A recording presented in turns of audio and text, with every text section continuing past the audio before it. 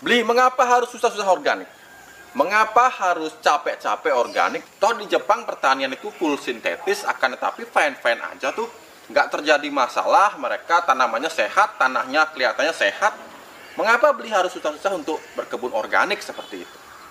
Nah sahabat, pertanyaan ini sering saya temui. Apalagi sahabat-sahabat kita yang sudah lama berkebun organik, kemudian disanggah dengan pendapat seperti ini. Jangan sampai semangat sahabat menjadi drop ya. Karena mungkin saat ini banyak para generasi muda kita yang mengangan-angankan pertanian ala Jepang yang terlihat rapi, terlihat subur, terlihat apa lagi ya, baguslah secara kita lihat secara kasat mata, dan ingin menerapkannya di negara kita. Nah sebenarnya sahabat, ada beberapa hal yang belum diperhatikan oleh sahabat-sahabat kita ini. Bagaimana pertanian kita di Indonesia, pertanian asli negara agraris Indonesia bila dibandingkan dengan negara Jepang. Kimia tidak berbahaya beli. Di Jepang luar biasa penggunaannya. Jadi apa yang salah? Mengapa harus repot-repot seperti beli, mengumpulkan pupuk kompos setiap hari, kalau kita bisa membelinya di toko pertanian, kemudian kita aplikasikan, dan hasilnya sangat baik beli. Nah sahabat, biasanya saya diam dan tidak membalas komentar seperti ini, karena memang saya tidak ingin konfrontasi terhadap paham yang berbeda. Bagi saya organik maupun anorganik itu sama-sama baik. Akan tetapi ketika banyak sahabat yang mulai ini ya, dalam tanda kutip mungkin kebingungan menjawab pertanyaan seperti itu, dan yang saya khawatirkan mereka juga jadi ikut terpengaruh dan kemudian berubah dari pertanian organik ikut-ikutan lagi ke pertanian yang anorganik. Nah sahabat, di sini perlu saya beritahu, apabila ada pernyataan bahwa penggunaan pupuk anorganik atau pupuk sintetis itu tidak ada masalah, fine-fine saja, buktinya subur-subur saja, asalkan mungkin dosisnya tepat dan lain sebagainya. Nah, saya ingin menekankan lagi pada sahabat mengenai sejarah pertanian. Kita bisa mengatakan tanah kita baik-baik saja atau tidak baik-baik saja, itu tidak bisa dalam lingkup yang singkat atau dalam cara pandang kita yang hanya sementara sahabat. Sahabat perlu tahu bahwa dunia pertanian kita, sejarah dunia pertanian di dunia itu dimulai menurut para ahli prasejarah itu dari 12.000 tahun yang lalu. Sudah ada di Timur Tengah. Di sana dibuktikan dengan adanya bukti-bukti pertanian dengan menanam kacang-kacangan seperti itu. Dari yang saya baca, nah di sana membuktikan bahwa dunia pertanian ini sebenarnya kegiatan pertanian ini sudah ada sejak zaman prasejarah. Nah terbukti pertanian yang masih alami, masih organik hingga saat ini sudah terbukti tidak merusak alam. Dalam usianya yang sudah puluhan ribu, belasan ribu tahun dari sekarang. Nah, kemudian bagaimana sejarah pertanian anorganik? Nah, pertanian anorganik itu sendiri baru dimulai setelah Perang Dunia Pertama usai. Kalau saya tidak salah kutip, kalau saya tidak salah baca, itu adalah kimiawan anorganik bernama Fritz Haber. Itu yang pertama kali bagaimana caranya agar senyawa kimia bisa diterapkan dalam atau berguna dalam dunia agrikultur atau pertanian, khususnya dalam pembuatan pupuk sahabat. Nah kemudian setelah masa Perang Dunia Pertama itu, mulailah diperkenalkan adanya penggunaan pupuk kimia. Nah kemudian di Indonesia sendiri penggunaan pupuk kimia itu baru kita mulai di awal-awal tahun 70-an. Nah kemudian dulunya sejarah pertanian Indonesia sahabat, agar sahabat punya wawasan saja, saya harapkan sahabat menyimak. Besok-besok ketika banyak sahabat yang mungkin disudutkan bahwa mengapa harus menggunakan pertanian organik ala Indonesia seperti ini. Nah sejarah pertanian Indonesia itu justru sangat hebat sahabat. Jadi dari prasasti-prasasti yang ditemukan, di mana ada relief-relief, banyak relief atau gambar-gambar. Mungkin sahabat yang belum tahu relief itu adalah gambar yang ada biasanya di situs-situs candi seperti itu. Nah di sana menunjukkan bahwa 3.000 tahun yang lalu kita sudah, nenek moyang kita sudah menjadi petani yang hebat, sahabat. Bahkan saya baca negara kita waktu itu mungkin belum negara Indonesia ya, masih negara Nusantara. Waktu itu kita sudah bisa mengekspor hasil pertanian kita ke negeri orang seperti itu.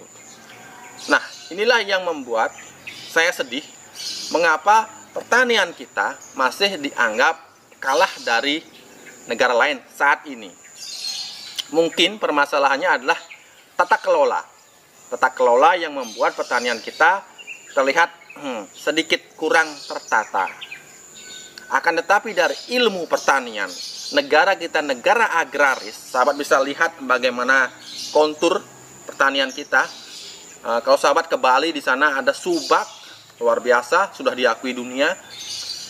Nah, sebenarnya sejarah pertanian kita itu jauh lebih unggul dibandingkan negara yang lain, sahabat. Nah, dari sini kita ambil benang merahnya bahwa dari pertanian yang sudah berusia puluhan ribu tahun, ribuan tahun, belasan ribu tahun, dan tanah kita masih bisa kita nikmati sampai sekarang. Di sini sudah membuktikan bahwa pertanian organik adalah pertanian yang terbukti tidak merusak sifat-sifat tanah. Nah, bagaimana dengan pertanian sintetis, Pak? Saya tidak mau mendiskreditkan pertanian sintetis. Akan tetapi saya hanya ingin mengatakan bahwa pertanian sintetis, pertanian dengan menggunakan pupuk sintetis seperti ini usianya baru sekitar 100 tahun. Bahkan di Indonesia sendiri penggunaannya belum ada 100 tahun. Nah, sahabat, dari sini sahabat bisa mengambil logika bahwa ketika pertanian bisa dibuktikan apakah fine-fine saja atau akan berakibat buruk, lihatlah usia dari pengaplikasiannya. Jadi saya tidak akan mengatakan bahwa itu jelek, ini baik, akan tapi lihat secara penggunaan nalar kita bahwa pertanian organik itu sudah terbukti sejak zaman prasejarah tidak merusak sifat-sifat tanah. Kemudian, mengapa tidak populer, Pak? Nah, inilah kesalahan, atau saya bilang salah tata kelola, salah pemahaman dari awal bahwa organik itu diidentikan dengan syarat yang banyak. Harus seperti ini, harus seperti itu, harus mengandung kandungan ini. Padahal bila kita mau menyederhanakannya, nah, channel Bali Organic TV ini saya buat untuk menyederhanakan pola pikir kita mengenai bertani organik, sahabat. Jadi kita bisa menyederhanakan pertanian organik ini dengan memberikan contoh kepada masyarakat bahwa pertanian organik itu gampang, tidak membutuhkan syarat dan tidak mahal. Yang mahal justru hasil pertaniannya karena dianggap sehat dan memang sehat, sahabat. Jadi sahabat, saya sangat concern pada hari ini untuk menjelaskan hal ini. Semoga bisa menjadi ilmu ketika sahabat mungkin nanti dibanding-bandingkan dengan pertanian modern di Jepang. Sahabat bisa memberikan jawaban tanpa harus mengganggu, tanpa harus melawan, tanpa harus mendiskreditkan pertanian mereka. Mereka punya cara sendiri, kita punya cara kita sendiri. Dan cara kita sudah terbukti ribuan tahun berhasil memelihara tanah kita sehingga kita masih bisa menikmati tanah kita sampai sekarang. Dan jangan salah, di Jepang juga ada daerah Okinawa, sahabat. Daerah Okinawa ini adalah daerah di mana harapan hidup orang-orang di sana itu sangat tinggi. Jadi mereka bisa hidup sampai 90 tahun ke atas. Harapan hidup mereka sangat tinggi dan mereka itu suka memakan, dari yang saya baca, para tetuanya itu suka mengkonsumsi makanan organik, makanan yang segar dan fresh seperti itu. Nah, ini membuktikan bahwa di Jepang pun sebenarnya pertanian organik itu sangat berguna dan terbukti menghasilkan generasi yang sehat di sana seperti itu, di daerah Okinawa. Nah, sahabat, semoga apa yang saya sampaikan hari ini bisa sahabat cerna dengan baik. Sekali lagi, pertanian organik maupun anorganik merupakan pilihan, dan bagi saya memilih pertanian organik, dan bagi sahabat yang memilih pertanian secara kimia atau anorganik, itu adalah pilihan sahabat. Tidak ada yang salah. Saya tidak merasa lebih hebat, tidak merasa lebih benar, karena semuanya dunia pertanian masih terus berjalan sampai anak cucu kita. Tugas saya hanya menjaga tanah saya agar tetap bisa subur seperti sekarang, yang saya wariskan kepada anak saya dan mungkin cucu saya kelak. Dan satu hal lagi, kenapa saya sangat suka dengan pertanian organik adalah pertanian organik itu jauh dari yang namanya ketergantungan, sahabat. Seandainya saya bertani secara tidak organik atau anorganik, mungkin saya akan menyetok jumlah pupuk yang banyak karena saya takut adanya keterlambatan memupuk seperti itu.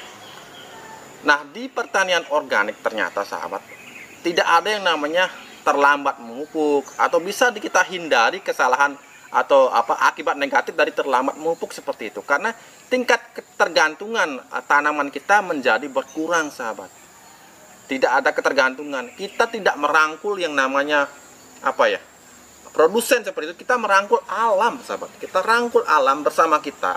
Apalagi di pertanian murah ala Bali Organik Tipis, saya itu memeluk alam di samping saya ajak mereka, saya ajak rumput, saya ajak daun-daun kering, saya ajak semua yang ada di kebun saya untuk menyuburkan tanaman yang ada di sini. Jadi ketika yang lain mungkin melakukan caranya seperti itulah, tapi saya di sini merangkul alam untuk ikut di dalam saya bertani. Itu yang saya sangat nikmati, sehingga pertanian ini menjadi pertanian yang sangat murah, tapi menghasilkan hasil yang luar biasa dan bebas dari ketergantungan. Cukup sampai di sini. Sampai jumpa di video yang lainnya. Jangan lupa untuk menanamlah hari ini agar kita bisa panen esok hari. Sampai jumpa.